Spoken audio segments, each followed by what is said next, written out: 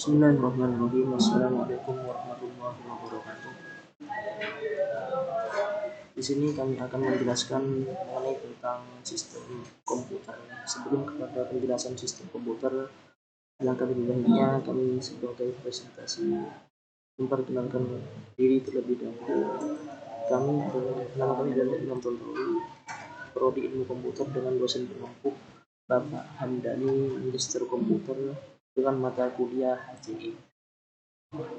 Kemudian kita langsung saja kepada pembahasan tentang sistem komputer. Yang pertama itu adalah yang dimaksud dengan sistem komputer. Yang dimaksud dengan sistem komputer adalah elemen-elemen yang terkait untuk menjalankan suatu aktivitas dengan menggunakan komputer. Jadi semua aktivitasnya itu menggunakan komputer. Kemudian tujuan pokok dari sistem komputer ini adalah untuk mengolah data menjadi informasi. Jadi salah satu tujuan pokok dari sistem komputer ini adalah untuk mengolah data menjadi sebuah informasi. Kemudian menurut IDPS, Electronic Data Processing System, komponen sistem operasi dapat dibagi menjadi 3 bagian, yaitu hardware atau peripheral. Kemudian yang kedua itu software atau disebut juga perangkat lunak. Kemudian yang ketiga itu adalah brainware atau sebagai pengguna, sebagai user. Sistem komputer itu ada 3. Yang pertama itu yang dinamakan hardware. Apa sih yang dinamakan hardware? Hardware adalah perangkat komputer yang secara fisik terlihat dan dapat dipegang, seperti contoh. Kemudian yang kedua itu adalah software. Software adalah perangkat lunak program yang berisi perintah untuk melaksanakan pengolahan data. Kemudian yang ketiga itu adalah brainware. Seperti contoh, brainware itu adalah orang yang terlibat dalam penggunaan komputer. Contohnya hardware itu adalah salah satu dari hardware itu adalah seperti flash disk. Kemudian yang kedua dari software itu adalah seperti website. Kemudian yang brainware itu adalah pengguna atau user. Kemudian yang pertama itu akan membahas tentang pembagian hardware. Yang pertama itu hardware ada kalanya hardware yang berfungsi sebagai alat input, seperti contoh keyboard. Keyboard ini dikatakan sebagian alat input karena perangkat-perangkat yang masuk kategori ini itu digunakan untuk menginputkan atau memasukkan data ke dalam komputer. Kemudian yang kedua itu dari pembagian hardware itu adalah hardware yang berfungsi sebagai alat proses, seperti contoh prosesor. Dikatakan prosesor dan RAM ini dikatakan alat proses karena perangkat-perangkat yang berada di dalam kategori ini itu digunakan untuk memproses data yang diinput menggunakan perangkat input tadi.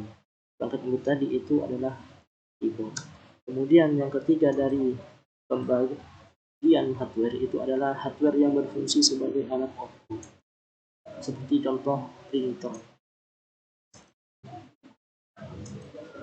Kemudian itu yang sekian itu pembahasan mengenai tentang pembagian hardware. Pembagian hardware yang keempat ini adalah hardware yang berfungsi sebagai alat input dan output, seperti contoh hard disk. Perangkat input ada 2, ada perangkat input langsung.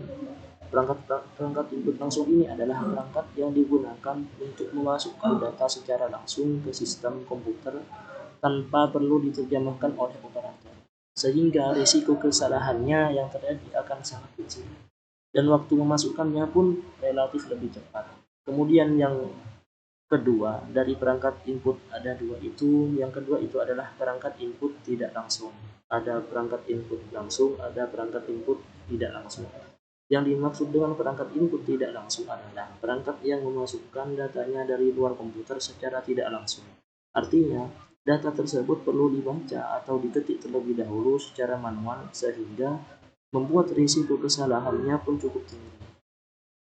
Ini yang kedua dari peralatan-peralatan perangkat input.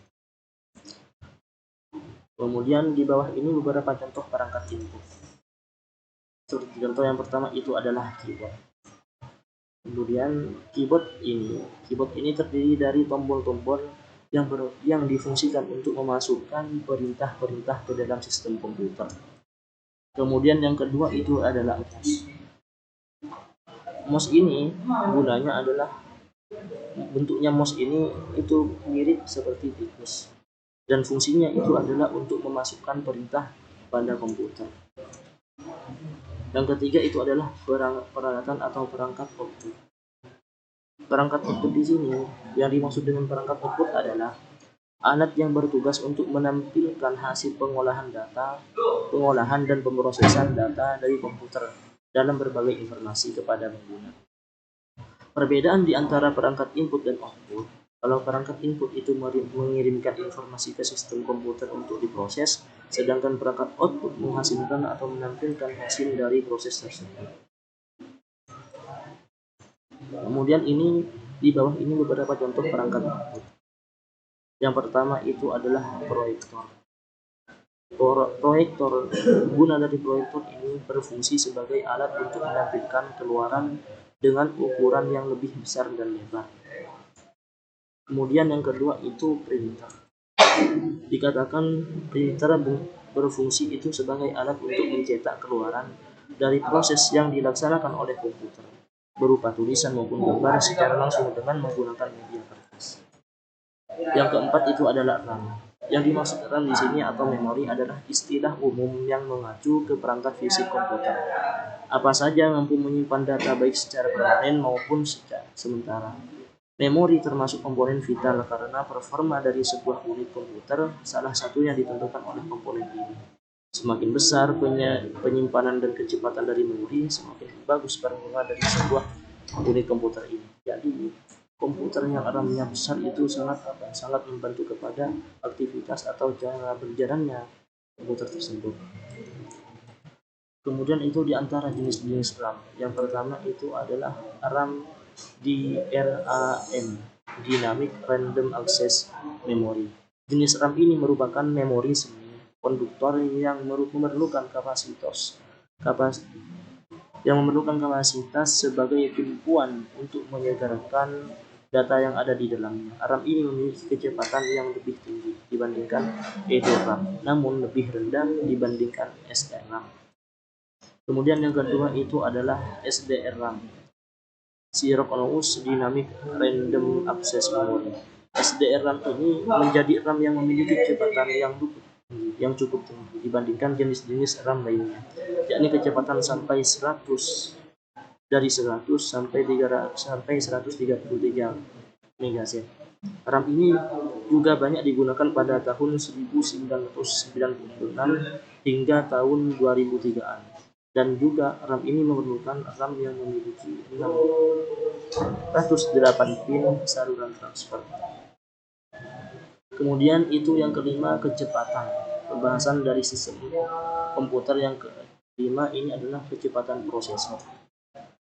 Yang pertama itu sistem operasi, operating system. Sistem operasi yaitu program yang berfungsi untuk mengendalikan sistem kerja yang mendasar sehingga dapat mengatur kerja media input, output, media pemrosesan dan lain-lain seperti Windows 7, Windows 8, dan macOS. Kemudian yang kedua dari kecepatan prosesor itu adalah program aplikasi. Program aplikasi adalah perangkat lunak yang dirancang khusus untuk kebutuhan tertentu. Misalnya kebutuhan program pengolahan data, pengolahan presentasi, desain grafis, dan lain-lain seperti ini.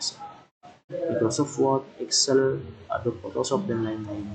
Mungkin hanya itu yang bisa kami sampaikan. Kurang lebihnya mohon maaf. Wassalamualaikum warahmatullahi wabarakatuh.